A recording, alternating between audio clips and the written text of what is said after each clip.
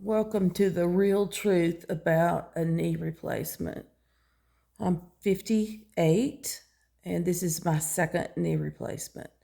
The first knee replacement, I was in the hospital 3 or 4 nights. That was the way they did it 8 years ago.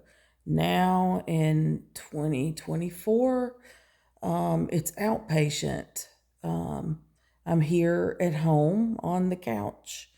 My scar from the first time, let me show it to you, is here. Now, my second one, this is what I have.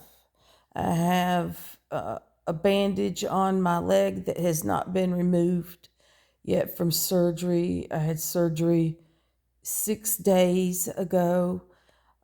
It should be removed tomorrow. I have a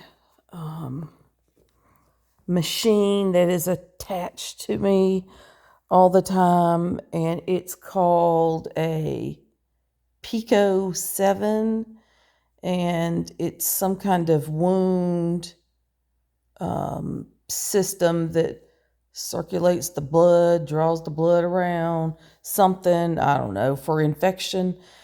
And my understanding is that it will be finished when they remove the bandage tomorrow at the doctor's office for my 1 week follow-up, I hope.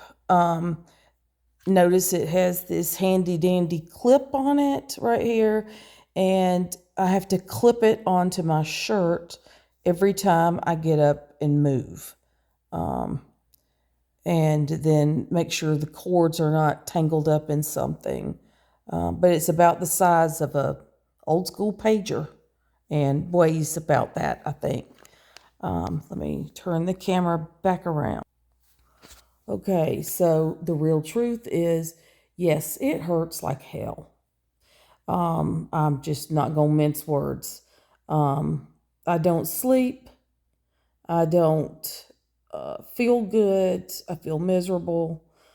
The sleep I do get is cat naps, about an hour, maybe an hour and a half if I'm lucky, at a time. I've tried sleeping in the bed.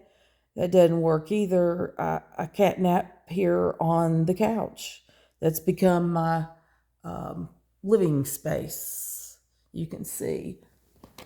And then here I've got my